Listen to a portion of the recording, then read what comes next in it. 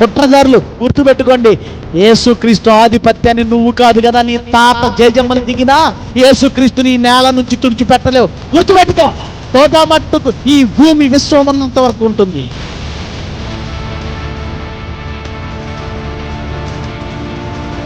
మత గ్రంథం అన్నవాడు ఎవడు మత గ్రంథం అని నిరూపించగలడు? ఇది హిస్టరీ, రియల్ హిస్టరీ.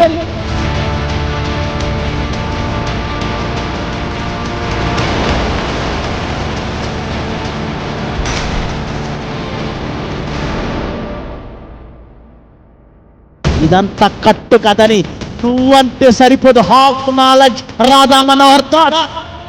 క్రీస్తు ఉనికి వాళ్ళు ఏం ప్రకటించారో తెలుసా? బబులోను చక్రవర్తి కాలంలో క్రీస్తుని అన్ని జనంలో ప్రకటించమని నా దేవుడు చెప్పాడు. వాళ్ళు ప్రకటించారు క్రీస్తు ఉనికి ఇండియాలో క్రీస్తు శకం 597 సంవత్సరంలో ఉంది అని ఈ దేశ ప్రధాని ఆధారాలతో సహా నిరూపిస్తే నువ్వెవడ లప్పన్ తప్పంగడిని. నీలాగే బొత్తిగా చరిత్ర తెలియని వాడు, జ్ఞానం లేనివాడు, బొత్తిగా ఆలోచించిన వాడి దగ్గర ప్రగల్భాలు పలుకు. నీ చోదంతో చెప్పుకో. Bible open universes India international సింహాలు ఉన్నాయి. సింహాలు.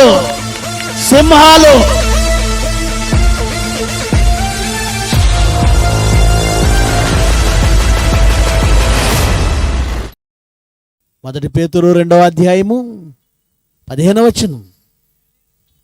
ఎలయనగా మీరు అనగా క్రైస్తవులమైన మనము, విశ్వసించిన మనము యుక్త ప్రవర్తన గలవారై అజ్ఞానముగా మాటలాడు మూర్ఖుల నోరు మూయుట దేవుని చిత్తం. క్రైస్తవులుగా మనము దేవుని పక్షముగా పోరాడాలని గత 3 దినములుగా మీకు జ్ఞాపకం చేస్తూనే వస్తున్నాం. ఈ చివరి దినాన కూడా జ్ఞాపకం చేస్తున్నాం. ప్రియులరా, మనదొక పోరాటం. క్రైస్తవుని జీవితం ఒక పోరాటం. క్రైస్తవులుగా మనం ఒక యుద్ధం చేస్తున్నాం. మనది ఒక యుద్ధం. ఆ యుద్ధం శరీరులతో కాదు. ఏదో 3 దినాల నుంచి మత ఛాందసవాదులను, నాస్తిక హేతువాదులను ప్రస్తావిస్తున్నాము గనక మా యుద్ధం ప్రత్యక్షంగా శరీరులతో అనుకోకండి.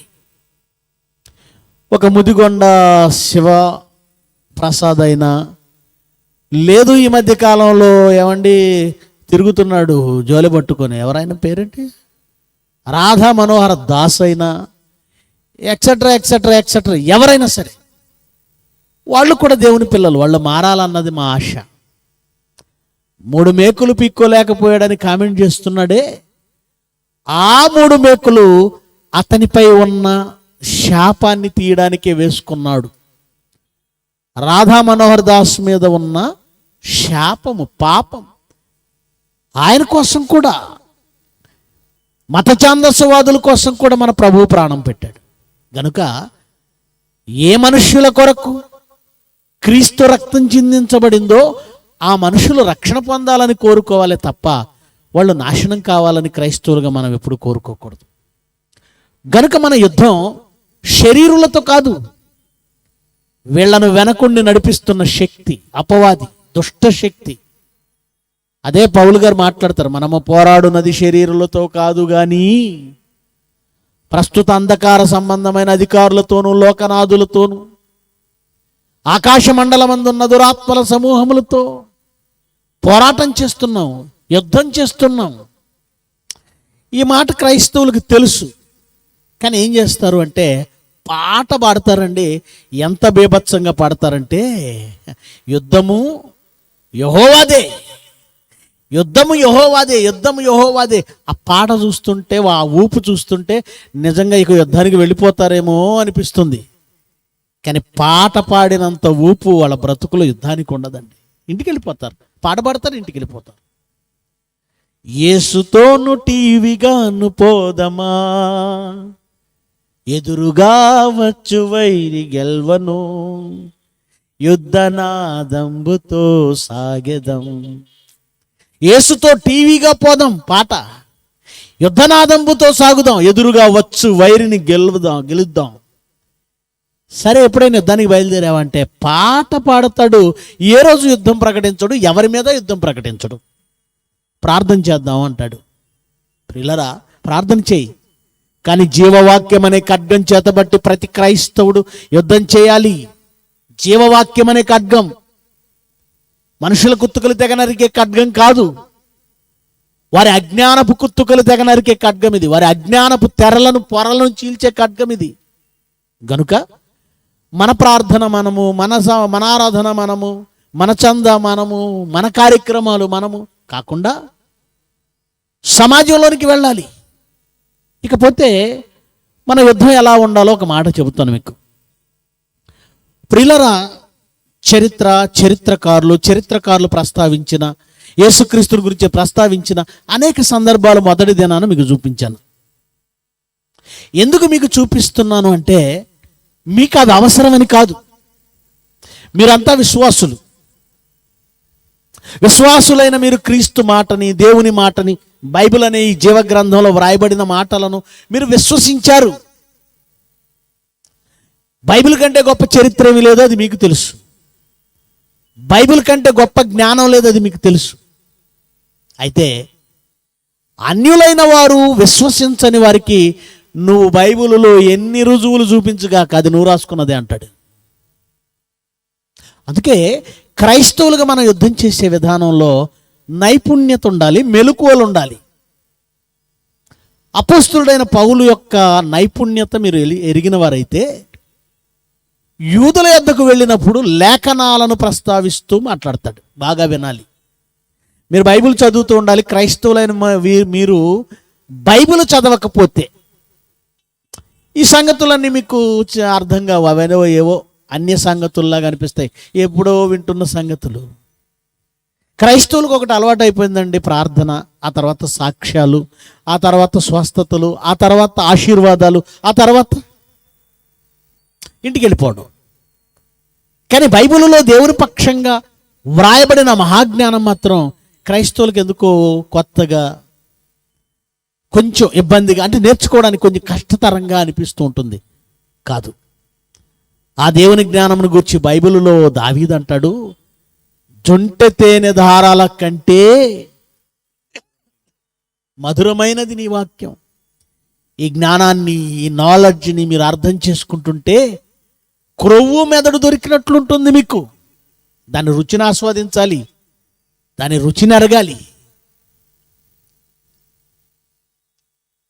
అపోస్తలుడైన పౌలు యూదులతో మాట్లాడుచున్నప్పుడు లేఖనాలను ఎత్తి చూపిస్తూ మాట్లాడాడు.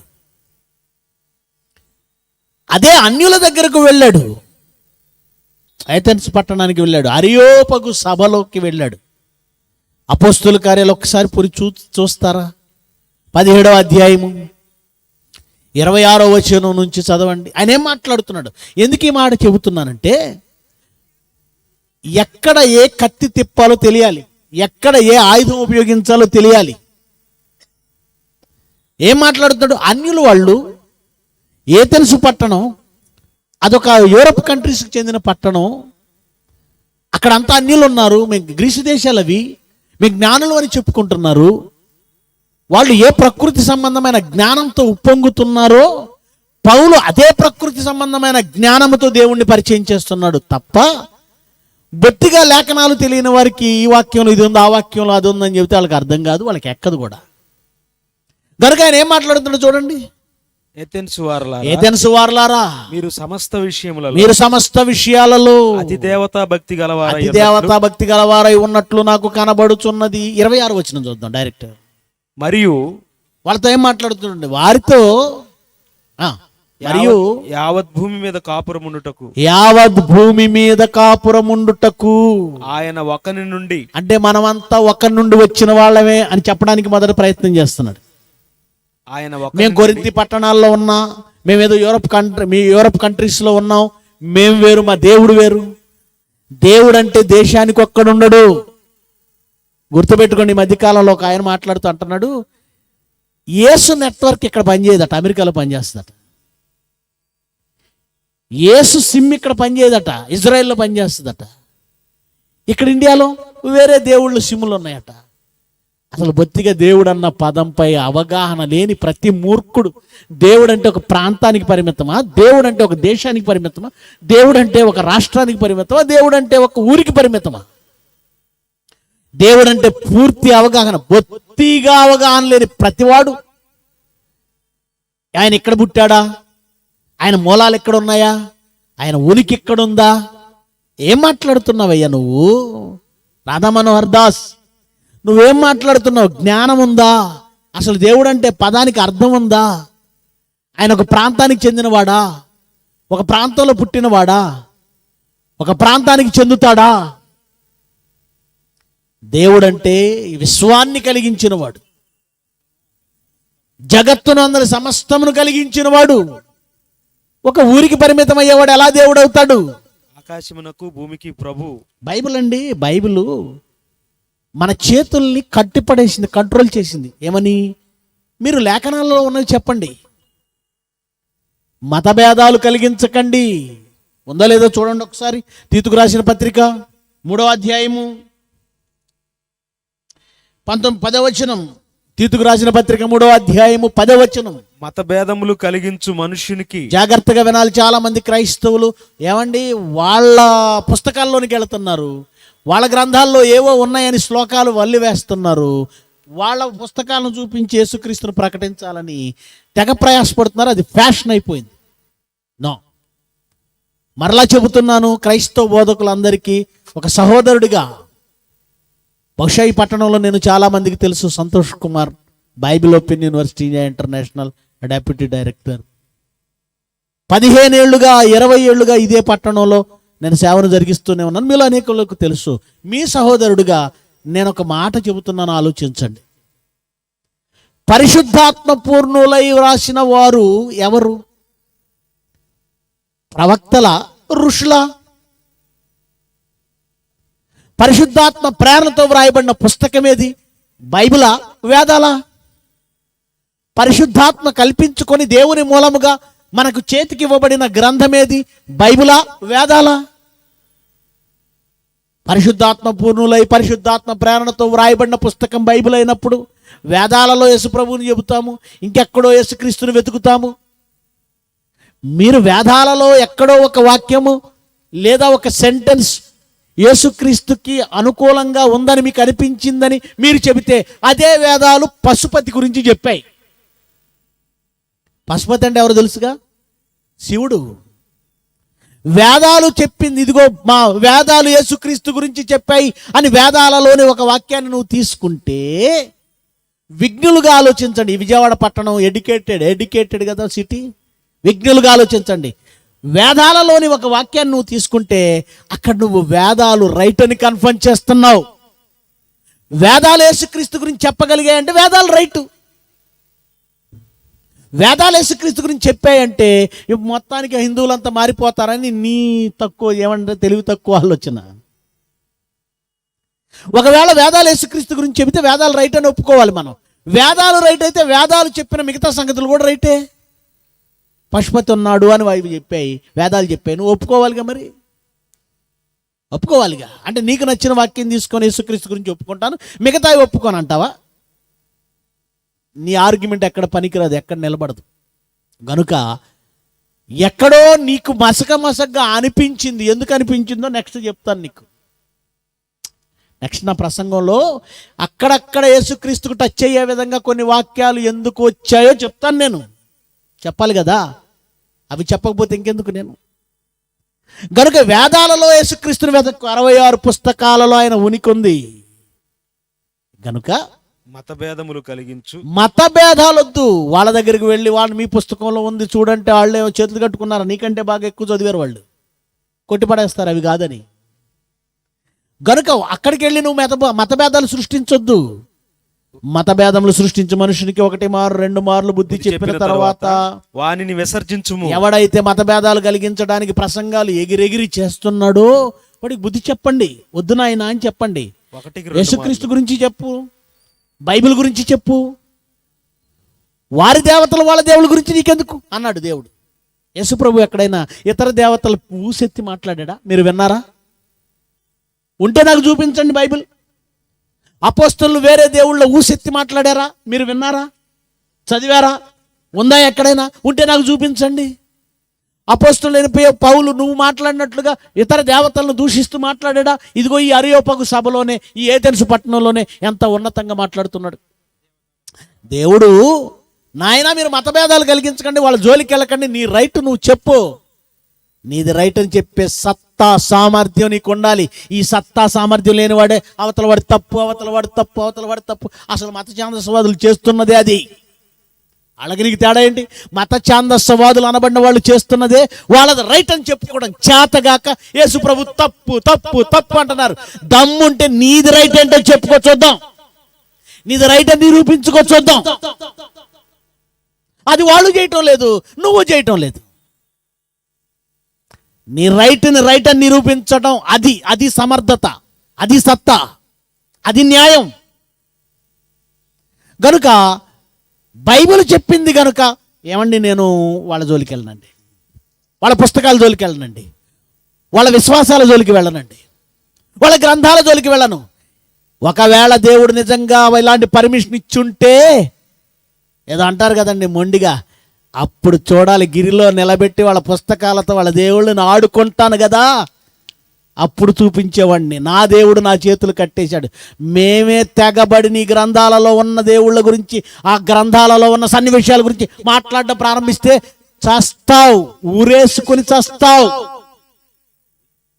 ఊరేసుకొని చస్తావు. మాట్లాడడం ప్రారంభిస్తే నువ్వు అలా చస్తావనే మా దేవుడు, మన దేవుడు వద్దు, వాళ్ళను బతకని వానిని విసర్జించు. విడిచిపెట్టు.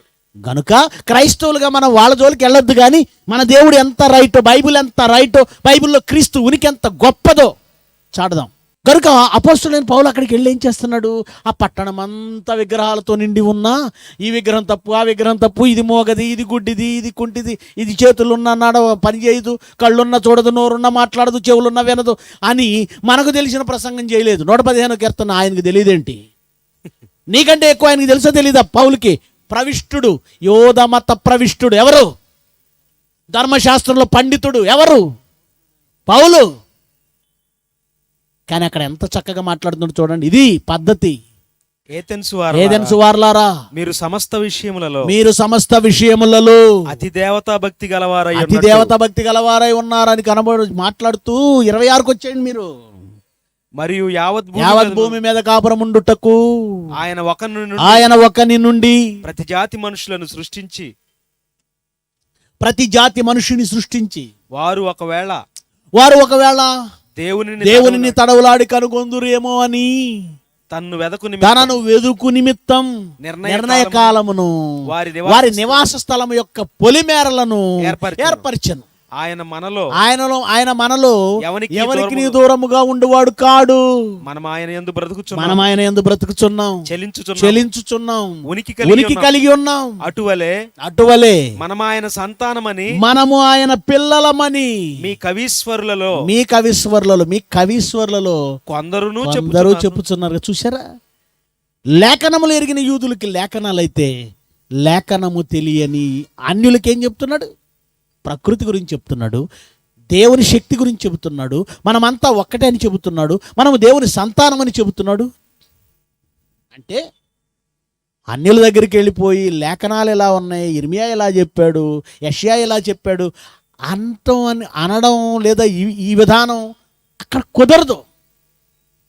గనుక ఏ చరిత్రలో క్రీస్తు లేడని వాళ్ళు అంటున్నారో అదే చరిత్రను చూపించి వాళ్ళ మనస్సులను క్రీస్తు పాదాల దగ్గరికి తీసుకురావాలి. అదే చరిత్రను చూపించి, అదే జయశాలి గారు కొన్ని సంవత్సరాలుగా చేస్తున్న యుద్ధం, అదే అపోస్తలుడైన పౌలు నేర్పిన యుద్ధం, అదే క్రైస్తవులుగా మనం చేయవలసిన యుద్ధం. ఆయన ఉనికి గురించి మాట్లాడుతున్నావా? ఆయన ఉనికి గురించి 2000 సంవత్సరాల క్రితం ఈ భూమి మీద నడయాడిన క్రీస్తు ఉనికి లేదని నువ్వు అంటున్నావు. భారతదేశంలో ఉండి కదా, ఈ 21వ శతాబ్దంలో పుట్టి కదా, కొన్ని వేల సంవత్సరాల క్రితం ఉన్న ఆయన ఉనికి గురించి ప్రశ్నించడానికి నీకున్న క్యాలిబర్ ఏంటి? నీకున్న అర్హత ఏంటి? ఈరోజు ఆయన ఉనికిని మీరు చూస్తే ఆశ్చర్యపోతారు. తెలుసా, ఆయన ఉనికి ఎప్పటిదో, ఎక్కడుందో, ఎంత దూరంలో ఉందో, ఎప్పటి నుంచి ఉందో చూస్తే మీరు ఆశ్చర్యపోతారు. చూస్తారా? ఒకసారి చూడండి. ఒకసారి మత్తయి సువార్త 2వ అధ్యాయం, మత్తయి సువార్త 2వ అధ్యాయం 1వ వచనం నుంచి చదువుదాం. రాజైన హేరోదు దినములయందు యోదయ దేశపు బెత్లెహేములో యేసు పుట్టిన పిమ్మట ఇదిగో తూర్పు దేశపు జ్ఞానులు యెరూషలేమునకు వచ్చారు. బాగా వినాలి. ఇందులో నేను క్వశ్చన్లు అడుగుతాను, మీకు బాగా తెలిసిందే. ఎందుకంటే ప్రతి క్రిస్మస్కి ఈ సందర్భాన్ని బాగా చదువుతారు. ఇక అంతకు మించి ఏం చేస్తారు అంటే పిల్లల చేత చిన్ని చిన్ని స్కిట్లు, నాటికలు. ఈ మధ్యకాలంలో పిల్లల చేత నాటికలు వేయించడం కాదు, ఎద్దుల్లా ఎదిగిన వాళ్ళు ఎగురుతున్నారు. సిగ్గు ఎగ్గు లేదు. ఆ రీల్స్ చూసి అదో పిచ్చి అయిపోయింది. ఒక పాస్టర్ కూతురు హీరోయిన్ లాగా డాన్సులు చేస్తుంది. బాధపడాలి కదండి, మనం బాధపడాలి. స్కిట్లు వేయించడం కాదు, అందులో ఉన్న సారం తెలియాలి. యెరూషలేముకు వచ్చారట. ఎవరు వచ్చారట? యేసు పుట్టిన పిమ్మట తూర్పు దేశపు జ్ఞానులు యెరూషలేముకు వచ్చారు. బాగా వినాలి. యేసుక్రీస్తు యెరూషలేములో లేదా యోదయ ప్రాంతాలలో ఆయన పుట్టినప్పుడు ఎక్కడో తూర్పు దేశాల జ్ఞానులు, తూర్పు దేశాల వారు యెరూషలేము ఎందుకు వచ్చారు?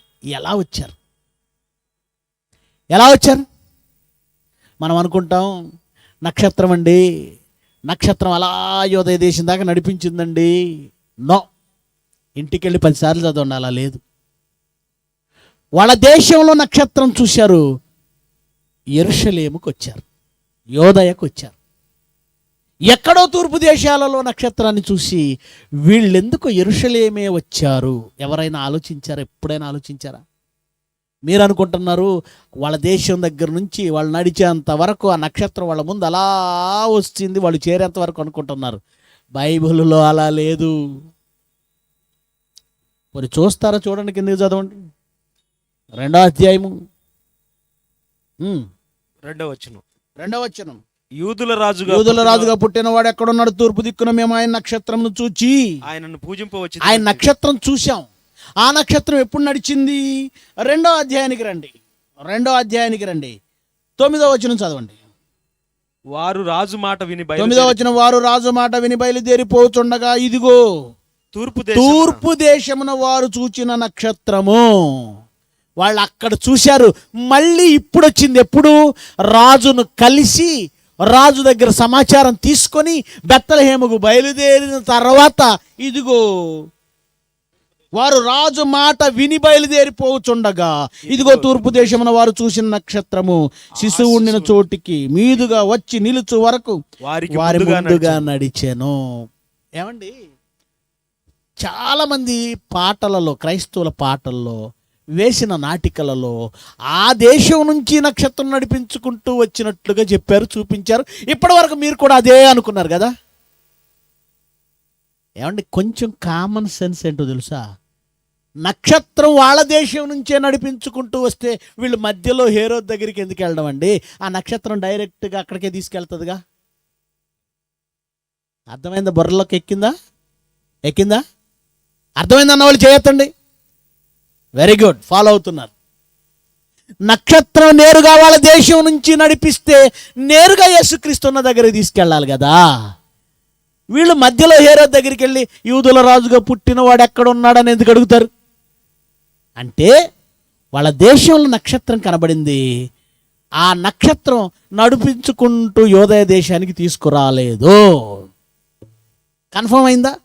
ఇక్కడ క్వశ్చన్ ఏంటంటే, వాళ్ళ దేశంలో నక్షత్రం చూచిన వాళ్ళు అక్కడికి ఎవరో చెప్పినట్లుగా వేరే దేశం వెళ్ళొచ్చుగా, అమెరికా వెళ్ళొచ్చుగా, యూరప్ వెళ్ళిపోవచ్చుగా, ఇండియా వెళ్ళిపోవచ్చుగా, శ్రీలంక వెళ్ళిపోవచ్చుగా. కరెక్ట్గా యోదయ దేశానికి ఎందుకు వెళ్ళారు? యెరూషలేముకి ఎందుకు వెళ్ళారు? ఎప్పుడు ప్రశ్నించుకోలేదు కదా. మనం నాటికలే సరిపోయింది. ఇవన్నీ ఎక్కడే ఆలోచిస్తాం. వాళ్ళకి ఆ విషయం తెలుసు. ఏ విషయం? ఈ లోకానికి ఒక రక్షకుడు రాబోతున్నాడు, ఆ రక్షకుడు యోదయలో పుడతాడు అని వాళ్ళకు ముందుగా తెలుసు. ఎలా? వాళ్ళు యూదులు కాదు, మళ్ళీ చెప్తున్నాను, వాళ్ళు యూదులు కాదు, వాళ్ళు యూదులు కాదు, తూర్పు దేశాలలో ఉన్న జ్ఞానులు. యూదులు కాదు. ఆ యూదులు ఎలా ఉన్నారంటే ఆయన దగ్గరే ఉండి, ఆ యెరూషలేములో ఉండి ఆయన పుట్టే కాలాన్ని కూడా గుర్తించలేని మూర్ఖులు వాళ్ళు. ఎవరో వచ్చి చెప్పినంత వరకు యేసుక్రీస్తు పుట్టే కాలం ఇది, ఆయన ఇక్కడ పుడతాడు, నిత్యం చదువుతున్నారు ధర్మశాస్త్రాన్ని, కానీ వాళ్ళు గ్రహింపు లేకున్నారు. ఎవరో వచ్చి చెబితే అప్పుడు హేరోదు రాజు గ్రంథాలు తెప్పించాడట, త్వరగా ధర్మశాస్త్రాన్ని తీసుకురండి, ఆ గ్రంథాలలో ఏముందో చదవండి. అప్పుడు వాళ్ళు చదివి చెబుతున్నారు, ఎక్కడ పుడతాడు, ఎక్కడ పుడతాడు, ఎక్కడ పుడతారంటే యోదయ దేశపు బెత్లెహేము. వాళ్ళెవరు? అన్యులు. అన్యులకి ఎలా తెలిసింది విషయం? అన్యులకు ఎలా తెలిసింది? చెబుతాను, జాగ్రత్తగా వినండి, చెబుతాను, జాగ్రత్తగా వినండి. దేవుని యొక్క అతిపెద్ద ప్రణాళిక, యేసుక్రీస్తు అనే ఒక లోకరక్షకుడు వస్తున్నది ఇజ్రాయేలీల కోసము మాత్రమే కాదు, లోకమంతటి కోసం. లోకమంతటి కోసం గనుక దేవుడు ప్రిపరేషన్ ఎలా ఉందంటే, మనుషులందరినీ క్రీస్తుకు పూర్వమే 570 సంవత్సరాల క్రితం నుండే ఏకం చేయడం ప్రారంభించాడండి. చాలామందికి తెలియని నిజాలు ఇవి. మీరు అదృష్టవంతులు, ఇవన్నీ జాగ్రత్తగా నోట్ చేసుకోండి. క్రీస్తు రాక కొరకు మనుషులను ఏకం చేయటం దేవుడు 570 సంవత్సరాల క్రితం, క్రీస్తుకు పూర్వం 570 సంవత్సరాల క్రితం నుండే సమకూర్చడం, ఏకం చేయటం ప్రారంభించాడు. ఎలా చేశాడు అనుకుంటున్నారా? నెబుకద్నెజర్ అనే ఒక రాజుని, బబులోను రాజుని రేపాడండి. ఆ బబులోను రాజు ప్రపంచమంతటిని జయించాడు. ఆ రోజు ప్రపంచం అంటే ఈ రోజు ఉన్నట్టుగా 800 కోట్ల మంది లేరండి. అప్పుడు చాలా తక్కువ మంది ఉండాలి. ఏమండి, ఒక 30 ఏళ్ల క్రితం నేను స్కూల్లో ఉన్నప్పుడు ఇండియా జనాభా ఎంత అంటే సుమారుగా 98, 97, 98. ఆ టైంలో నా చైల్డ్హుడ్లో నేను వింటున్నప్పుడు మా మాస్టర్ చెప్తే వినేవాడిని, ఇండియా జనాభా 65 కోట్లు అని. 30 ఏళ్ల క్రితం 65 కోట్ల ఇండియా జనాభా. ఇప్పుడు 140 కోట్లు చైనా దాటింది. 30 ఏళ్ల క్రితం 65 కోట్లే, డబల్ అయింది. 30 ఏళ్ల క్రితం 65 కోట్లు అయితే ఇంకో 30 ఏళ్ళు వెనక్కి వెళ్ళండి, 60 ఏళ్ల క్రితం వెనక్కి వెళ్ళండి, 30 కోట్లు అయి ఉండొచ్చు ఇండియా జనాభా. 100 ఏళ్ళు వెనక్కి, 1000 ఏళ్ళు వెనక్కి వెళ్ళండి, 1,00,000 మందో 2 లక్షల మందో. అలా 2000 సంవత్సరాల క్రితం వెనక్కి వెళితే ఏమంటే యేసుక్రీస్తు జన్మించినప్పుడు ఎంత జనాభా ఉండాలి ఊహించండి. ప్రపంచం ఎంతవరకు విస్తరించి ఉండాలి? ఉన్నతంతా విస్తరించింది అనుకోకండి. అలాగే యేసుక్రీస్తుకు ముందు 570 ఏళ్ల క్రితం అంటే ప్రపంచం అంతా కలిసి 880 కోట్ల మంది ఉన్నారు అనుకోకండి, చాలా తక్కువ మంది ఉన్నారు. అంటే నెబుకద్నెజర్ రాజు ప్రపంచాన్ని పాలించాడు అంటే కొన్ని కోట్లు, తక్కువ కోట్ల మందిని పరిపాలించాడు. ఎందుకు దేవుడు నెబుకద్నెజర్ రాజుని రేపాడు? దేవుడికి ఏమైనా అయినవాడా? చుట్టమా? లేదు భక్తుడా? లేదు ఇంకేమైనా కారణం ఉందా అంటే ఉందండి. యూదులందరినీ ప్రపంచవ్యాప్తం చేయాలి, అది ఆయన ప్రణాళిక. అఫ్కోర్స్ యూదులు పాపం చేశారు, దేవునికి విరోధంగా లేచారు, విగ్రహారాధన చేశారు, ఆయన ఆయాసపరిచారు, అందుకు శిక్ష వేశాడు, అదొక కారణమే, కరెక్టే. కానీ దీని వెనక దేవునికి మరో ప్రణాళిక ఉంది. ఎందుకంటే దేవుడు చాలా తెలివైనవాడు. ప్రతి కార్యాన్ని మల్టీ యూజ్, బహుళ ప్రయోజనకారిగా మార్చుకుంటాడు ప్రతి సన్నివేశాన్ని, ప్రతి విషయాన్ని. ఇశ్రాయేలీలు తప్పు చేసినందుకు ప్రపంచ దేశాలకు చెదరగొట్టాలి ఆయన ప్రణాళిక. ఆ ప్రణాళికలో భాగమే ఇశ్రాయేలీల మీదకి, ప్రపంచం మీదకి ఇదిగోండి నెబుకద్నెజర్ రాజును రప్పించాడు. బబులోను చక్రవర్తుడు ఇశ్రాయేలీలు ప్రపంచం అంతా చెదరగొట్టారు. తర్వాత మాదీయ పారసీకులు వచ్చారు, మెడో పర్షియన్ కింగ్డమ్. వీళ్ళు ఇరాన్కి చెందిన వాళ్ళు. ముందు చెప్పిన వాళ్ళు ఇరాక్కు చెందిన వాళ్ళు. బబులోనీయులు ఎవరు? ఇరాక్కు చెందిన వాళ్ళు. పర్షియన్లు ఎవరు? ఇరాన్కి చెందిన వాళ్ళు. ఆ తర్వాత ప్రపంచాన్ని ఏలిన సామ్రాజ్యం గ్రీకు సామ్రాజ్యం. ఇతను యూరోప్కి చెందినవాడు, గ్రీసు దేశాలకు చెందినవాడు.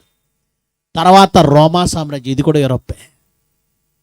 దేవుడు 4 సామ్రాజ్యాలకు ఈ ప్రపంచాన్ని అప్పగించాడు. అందులో యూదులు కూడా ఉన్నారు.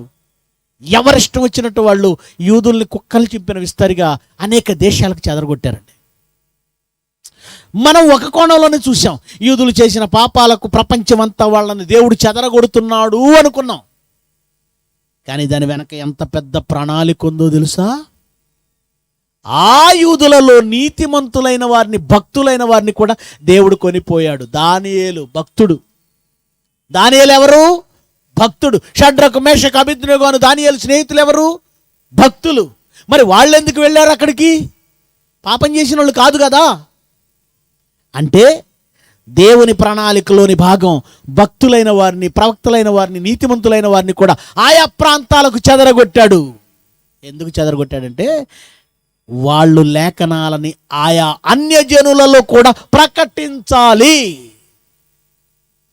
ఆయా అన్యజనులలో, ఆయా దేశాలలో ప్రకటించాలి. ముఖ్యంగా ఎవరి గురించి ప్రకటించాలి? క్రీస్తు. ఎందుకంటే క్రీస్తు అనే మహనీయుడు ప్రపంచమంతటి కోసం రాబోతున్నాడు గనక ముందుగా ప్రపంచ దేశాలను సిద్ధపరుస్తున్నాడు. కీర్తనల గ్రంథం 96వ అధ్యాయం 3వ వచనం మరియు 10వ వచనం ఒకసారి చదవండి. దేవునికి ఉన్న ప్రణాళిక. కీర్తనల గ్రంథము 96వ అధ్యాయం 3వ వచనం మరియు 10వ వచనం. అన్యజనులలో ఆయన మహిమను ప్రచురించుడి, ఆయన మహిమను ప్రచురించండి.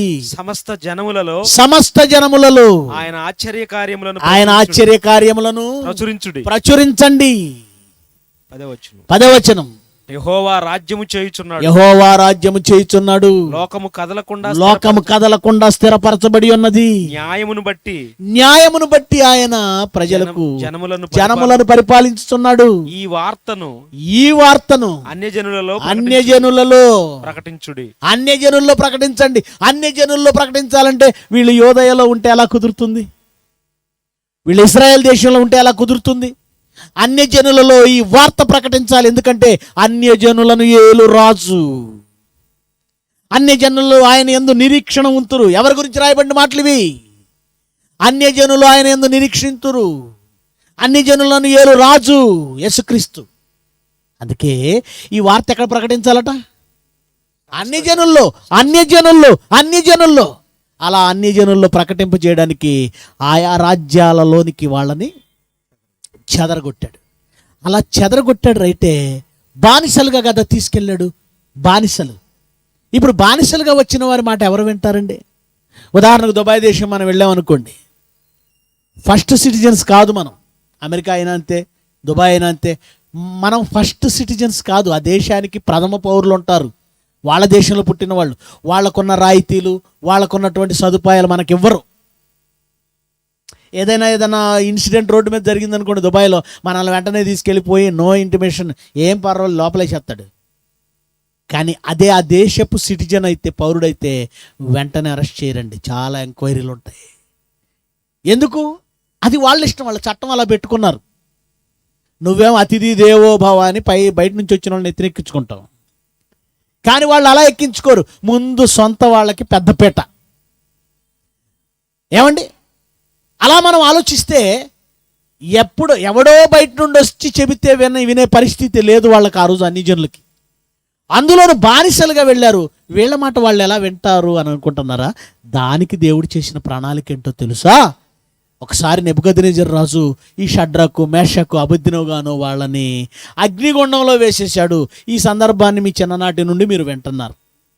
అప్పుడేం జరిగింది?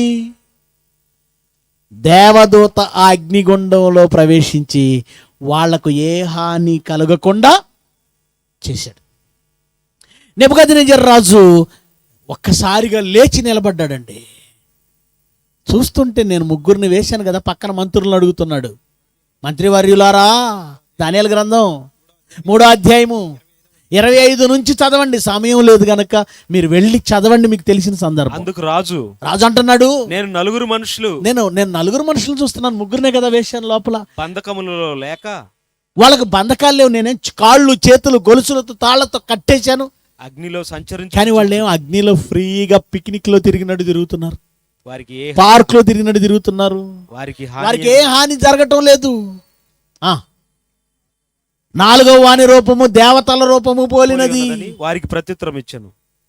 అగ్నిగుండం దగ్గరికి వెళ్ళి షడ్రకు మెషకు అభిజ్ఞకు అని వారలారా, జీవము గల దేవుని సేవకులారా, బయటికి వచ్చి రండి, బయటకు వచ్చేయండి నా అని యొద్దకు రండి పిలిచాడు. అని పిలువగా బయటకు వచ్చారండి. బయటకు వస్తే వాళ్ళ వస్త్రాలండి అగ్ని తగిలిన వాసన కూడా లేవు, వాళ్ళ వెంట్రుకలు కాలలేదు, వాళ్ళ దేహాలు ఎంత ఆరోగ్యంగా ఉన్నాయి. మత్తిపోయింది ఎవరికి? అధిపతులు, సేనాధిపతులు నెబుకద్నెజరు మంత్రివర్గం అంతా అక్కడే ఉంది. ఆ మనుషులను పరీక్షించారు. వాళ్ళని టెస్ట్ చేశారట. టెస్ట్ చేసిన వాళ్ళు ఎవరు? అధికారులు. సేనాధిపతులు, సంస్థానం ఎవరు? నెబుకద్నెజర్ రాజు సంస్థానం, పార్లమెంట్. అది ఇరాక్ పార్లమెంట్. ఆ రోజు ఇరాక్, అది బబులోన్ అంటే ఇరాక్. ఇరాక్ పార్లమెంట్ అంతా వాళ్ళని టెస్ట్ చేసి వాళ్ళకి అగ్ని హాని చేయలేదు. గజ గజ గజ వణికిపోయిన నెబుకద్నెజర్ ఏమన్నాడో చదవండి అక్కడ.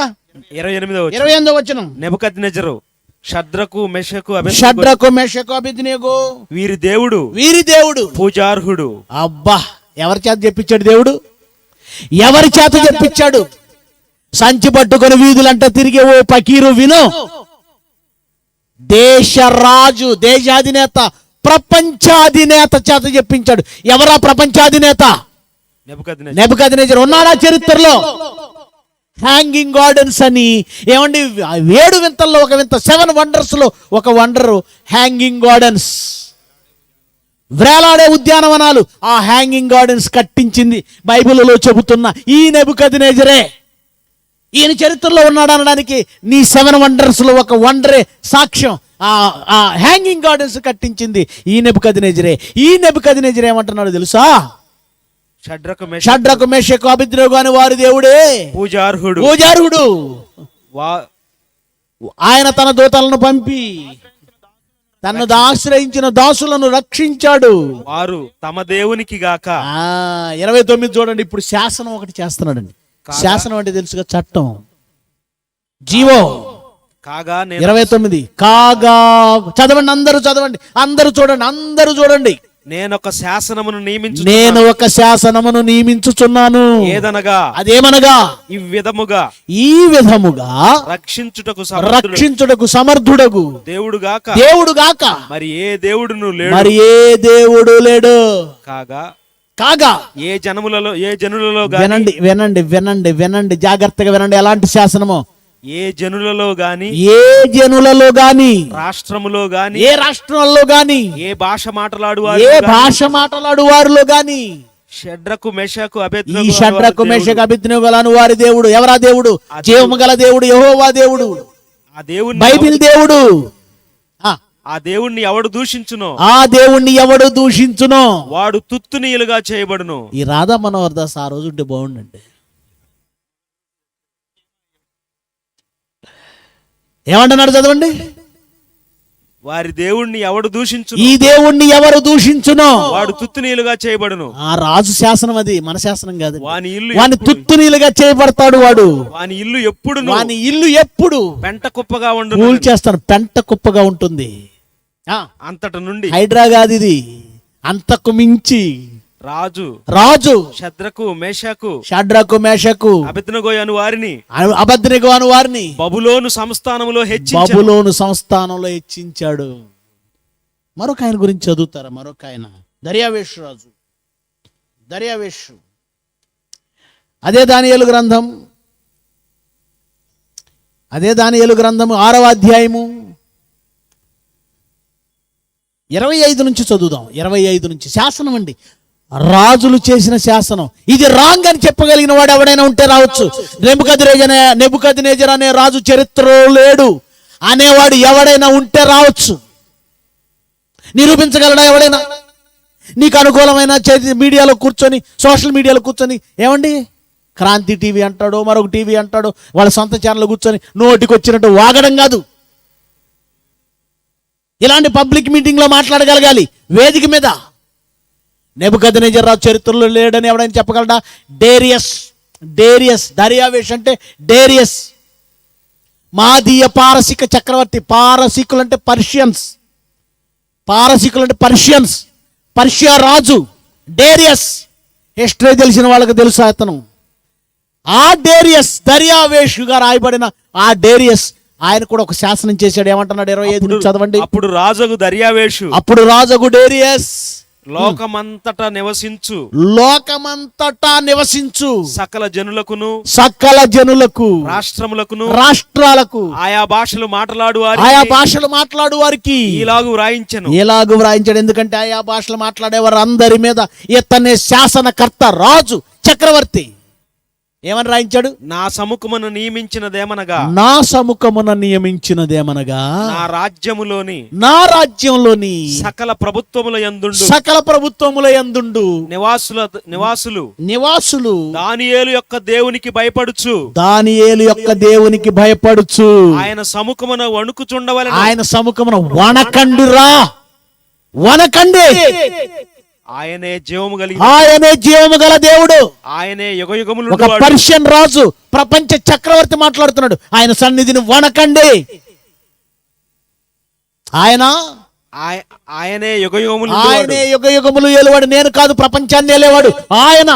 ఆయన రాజ్యము నాశనము కానేరదు. నా రాజ్యాన్ని నాశనం చేయడానికి తర్వాత గ్రీకు రాజులు రెడీగా ఉన్నారు, కానీ ఆయన రాజ్యము నాశనం కానేరదు. ఆయన ఆధిపత్యం తుదమట్టునకుండును. ఆయన ఆధిపత్యం ఇండియాలో ఏదో ఆధిపత్యం సాధించాలనుకుంటున్న రాజకీయ కక్షదారులు, కుట్రదారులు గుర్తుపెట్టుకోండి. యేసుక్రీస్తు ఆధిపత్యాన్ని నువ్వు కాదు కదా, నీ తాత జయజమ్మలు దిగినా యేసుక్రీస్తుని ఈ నేల నుంచి తుడిచిపెట్టలేవు. గుర్తుపెట్టుకో, ఈ నేల నుండి అంటున్నాను. ఆయన ఆధిపత్యము తోటమట్టుకు ఈ భూమి విశ్వం ఉన్నంత వరకు ఉంటుంది. చూశారు కదా, దానియేలు సింహాల బోనుల నుంచి కాపాడిన రోజున ఆ చక్రవర్తి, మాదీయ పారసీక చక్రవర్తి. మరో చక్రవర్తి పేరు చూద్దామా? 10వ అధ్యాయం మొదటి వచనం. పారసీక రాజగు కోరెషు పరిపాలన. ఏమండి, బైబిల్ హిస్టరీ అండి. మత గ్రంథం అన్నవాడు ఎవడు మత గ్రంథం అని నిరూపించగలడు? ఇది హిస్టరీ, రియల్ హిస్టరీ. ఏమండి, ఇప్పటిదాకా మీరు బైబిలే చూపించారు, బైబిల్ చూపించి బైబిల్లో ఉన్నది నమ్మమంటున్నారు. ఇప్పటి వరకేమో బైబిల్ తెలియని అన్యులకి వేరే ఏదో చెప్తా ఉన్నారు, మళ్ళా బైబిలే చూపిస్తున్నారు అంటున్నారా? అందుకే తొందరపడకు. బైబిల్ చెప్పింది చరిత్ర ఎలా నిరూపిస్తుందో ఒక చిన్న పోస్టల్ స్టాంప్ ఉంది. వేయినాయన, జూమ్ చేయనాయన. అది ఏ దేశానికి చెందిన పోస్టల్ స్టాంప్ అండి? నీకు హిందీ వస్తే పైన భారత్ అని ఉంటుంది, ఇంగ్లీష్ వస్తే కిందే ఉంది ఇండియా.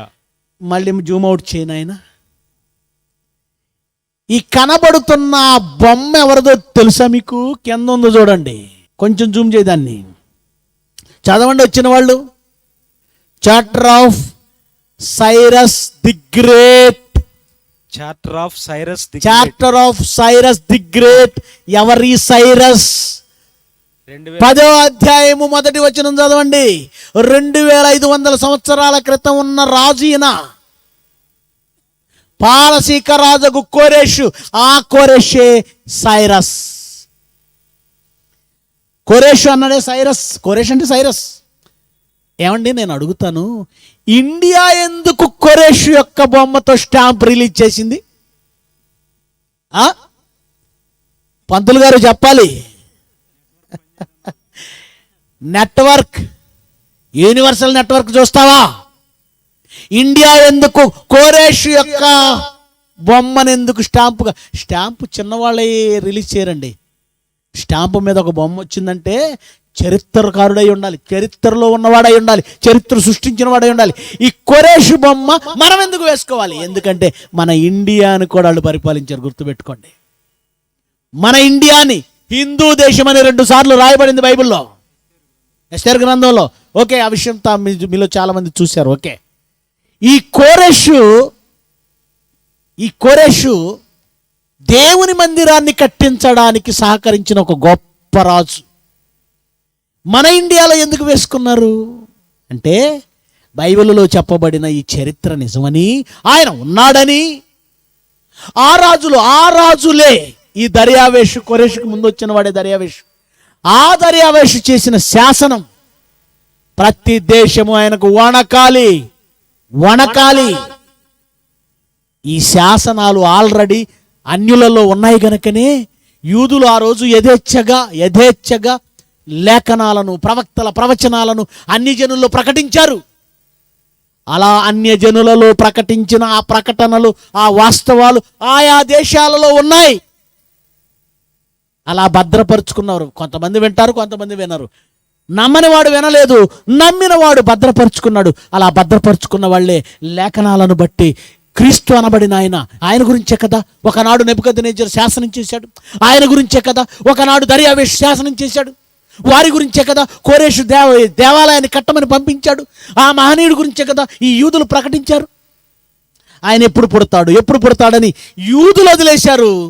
యూదుల ప్రవక్తలు చెప్పిన మాటలను భద్రపరుచుకున్న తూర్పు దేశపు జ్ఞానులు వాళ్ళు ఆ ఆధారాలతో ఈయన పుట్టవలసింది యోదయ దేశంలో వెతుక్కుంటూ వచ్చారు. ఇదంతా కట్టు కదని నువ్వంటే సరిపోదు. Half knowledge Radha Manohar Das. ఇప్పుడు కళ్ళు పేలిపోయే ఒక వాస్తవాన్ని చూపిస్తాను. ఏ గురువు కోసం అయితే తొత్తుగా పనిచేస్తున్నాడో ఆయన ఎక్కడికి వెళ్ళాడు చూడండి. indianexpress.com. ఇండియా ప్రధాని నరేంద్ర మోడీ కలిసిన ఆయన ఎవరో తెలుసా? ఇజ్రాయేల్ ప్రధాని నెతన్యాహు. అలా కలిసినప్పుడు ఇండియా నుంచి కొన్ని గిఫ్ట్లు తీసుకెళ్ళాడండి. ఎవరు? మోడీ గారు. ఇండియా నుంచి, అది కూడా కేరళ నుంచి ఒక 2 గిఫ్ట్లు తీసుకెళ్ళండి. ఒకటి కాదు, 2 తీసుకెళ్ళాడు. 2 తీసుకెళ్ళి ఇచ్చాడు. ఏమి ఇచ్చాడో ఒకసారి మళ్ళీ ఇంకో పిక్చర్ ఉంది చూడన్నా, చూపించు. అవుగోండి 2 రాతిపాయల కల్లా అన్నట్టు కనపడుతున్నాయి, చూసారా? అవి 2 రాగి పత్రాలు. అవేంటో తెలుసా? కొంచెం నాకు జూమ్ చేయి, నాకు కనపడట్లేదు, చిన్న టీవీ అయిపోయింది. Steeped in Jewish history, the Kerala relics Modi gifted to Netanyahu on his maiden Israel visit. Okay?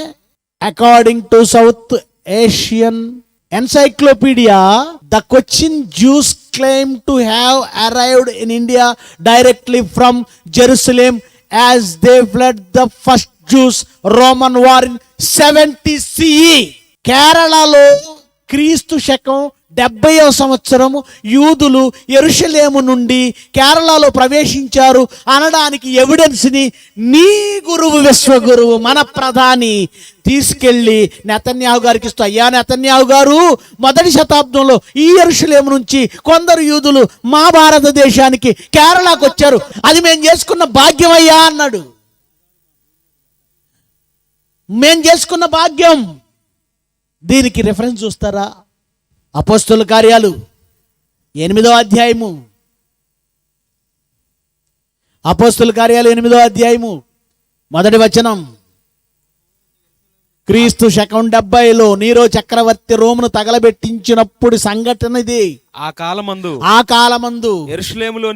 యెరూషలేములో ఉన్న సంఘానికి గొప్ప హింస కలిగినందున అపోస్తలులు తప్ప అందరూ యోదయ సమరయ దేశంలో యందు చెదరిపోయారు. అందరూ దేశాలు అలా చెదిరిపోయినప్పుడు వచ్చిన వాళ్ళు క్రైస్తవులు. ఆ క్రైస్తవులే కొచ్చిన్కి వచ్చారు, కేరళకు వచ్చారు. వారి యొక్క తోరా ధర్మశాస్త్రం భద్రపరచబడింది కాబట్టి చెదిరిపోయిన వారు సువార్త వాక్యాన్ని 1వ శతాబ్దంలో వాళ్ళు వచ్చారు. బ్రిటిష్ వాళ్ళు కాదు నాయన తీసుకొచ్చింది. మూర్ఖుడు half knowledge Radha Manohar Das British వాళ్ళుగా తీసుకొచ్చింది. యేసుక్రీస్తును వెంబడించిన అనేకులు క్రైస్తవులు, యేసుక్రీస్తును వెంబడించిన శిష్యులు, బాప్తిజం ద్వారా శిష్యులుగా మారిన వారు యెరూషలేము నుంచి వచ్చారు. సువార్త వాక్యమును ప్రకటించుచు ఇది మొదటి ప్లేట్ అయితే, 2వ ప్లేట్ ఏం చెప్పిందో అదే మ్యాటర్ కొంచెం కింద చూపించిన ఆయన ఎవిడెన్స్. 70వ సంవత్సరం, 1వ శతాబ్దం 70వ సంవత్సరంలో యూదులు అనగా క్రైస్తవులు మా దేశానికి వచ్చారని మోడీ గారు సమర్పించారు. 2వది చదవండి, 70 CE తర్వాత. Other source say that they arrived as early as the 17th century.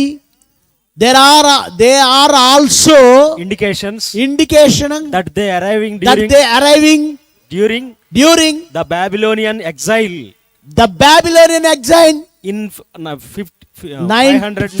597 BC 597 సంవత్సరంలో కూడా మా ఇండియా వచ్చారు మహాప్రభు అని మన ప్రధానమంత్రి చెప్పాడు. బాబిలోనియా చక్రవర్తి పరిపాలనలో మా ఇండియాకి వాళ్ళు వచ్చారు. అదిగో వాళ్ళు తెచ్చిందే ఈ తోరా.